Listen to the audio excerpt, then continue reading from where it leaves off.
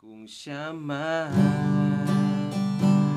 ang mapilian, wa ko'y mahimo ana, pero sakit lang gyud kaayo.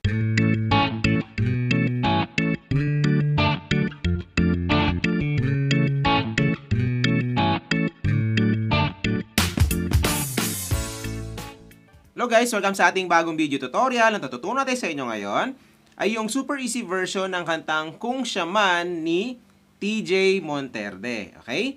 So, ang ganda ng kanta na to guys at sigurado ko na makukuha nyo to kagad. Okay? So, yan. So, paparinig ko muna sa inyo guys yung kanyang verse para ma-idea kayo kung natuturo natin ha. So, do you madasamay? Nakapili na baka.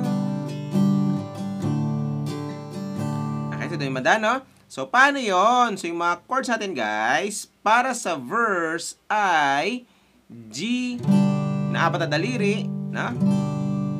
So, G. So, ito, guys, halos nandito lang ito lagi. First string, second string. Tapos, fifth string ito, sixth string naman ito, okay? Tapos, D over F sharp. Yan. Ilalagay nyo na ito sa third string, sixth string naman ito. Tapos, E minor 7. Ganyan. Ayan. So, 4th string, 5th string ito. Tapos, C add 9. Ayan. Yung C add 9, guys, para lang siyang G, nilagay nyo lang to dito. Okay? So, 4th string na to, 5th string na ito. Okay?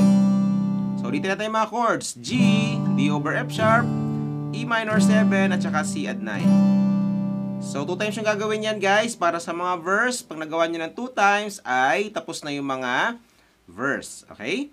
So, paano naman yung ating strumming pattern para sa buong kanta? So, ganito lang. Halimbawa, naka-G kayo, kada chords ay down, up, down, up, down, up, down, up, down, down, up.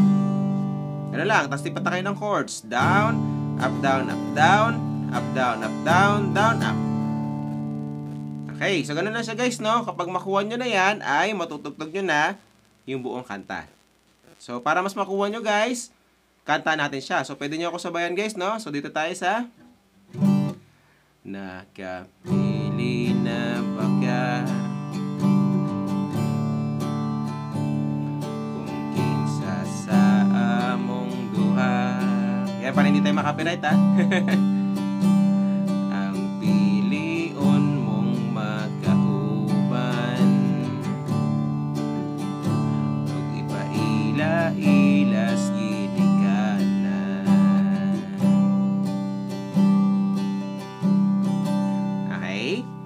yan, so ganun nakadali guys yung mga verse. And then after nun ay pupunta na tayong pre-chorus. So doon naman sa may gihatag ko na ang tanan. Okay, so doon yung banda, no?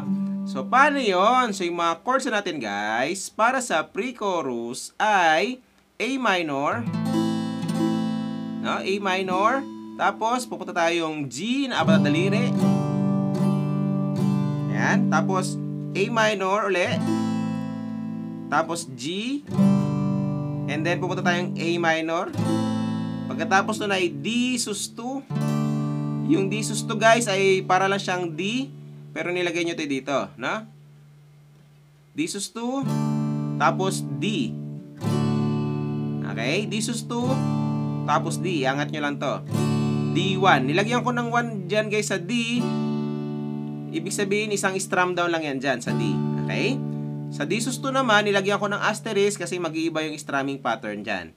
Sa the rest, ay parehong-pareho lang sa strumming pattern kanina, yung down, up, down, up, down, up, down, up, down, down, up. Sa D sus 2 naman, dyan lang mag-iiba guys yung kanyang strumming. Magiging ganito na siya. Down, up, down, up.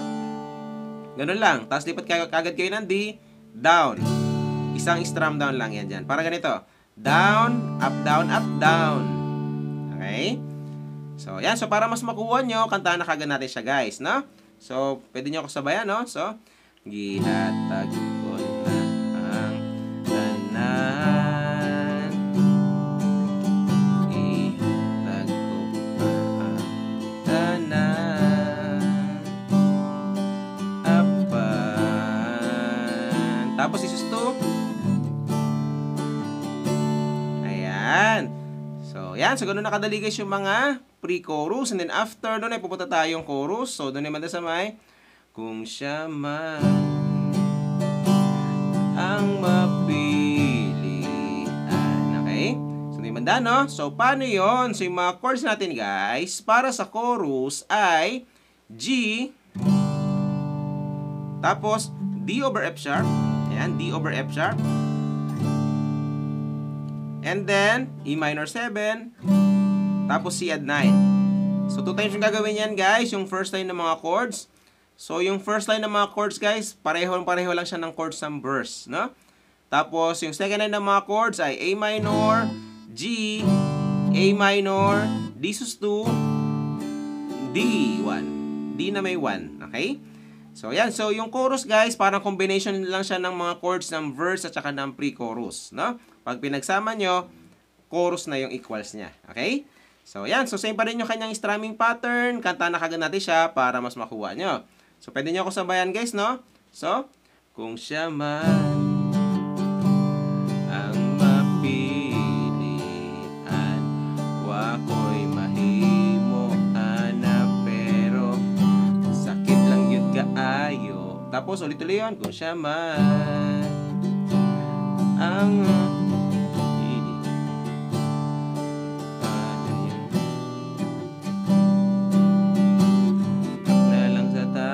tapos, second na naman chords tayo, A minor, pero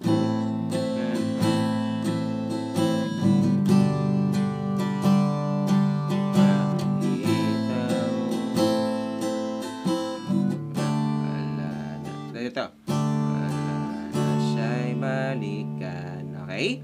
So, yan. So, ganun nakadali guys yung mga chorus. And then, after nun ay pupunta tayong instrumental. So, instrumental guys ay hawig lang siya ng verse. So, G, tapos D over F sharp, tapos E minor 7, tapos C at 9. Okay? So, yan. So, ganun nakadali guys yung mga instrumental. Pagkatapos nun ay babalik na kayong verse. So, same pa rin yung mga chords niya. Tapos, pre-chorus ulit. Same pa rin yung mga chords niya. And then, chorus. Same pa rin yung mga chords niya. Pagkatapos nun ay meron siyang bridge. Okay? So, yung mga bridge, guys, ang mga chords lang doon ay A minor. Parang hawig lang siya ng, ng pre-chorus. G, tapos A minor ulit. Tapos D. Tapos, mabalik kayong A minor. Tapos D.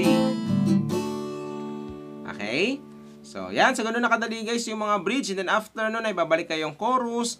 Same pa rin yung mga chords niya. And then, tapos na yung kanta. Okay? So, yan. So, ganun nakadali, guys. So, pagsama-samahin nyo lang yung lahat ng tinuro natin and then matutugtog nyo na yung buong kanta. Okay? So, yan. So enjoy sa bago nyo matutugtog, guys. Kita tayo sa next video natin. Bye!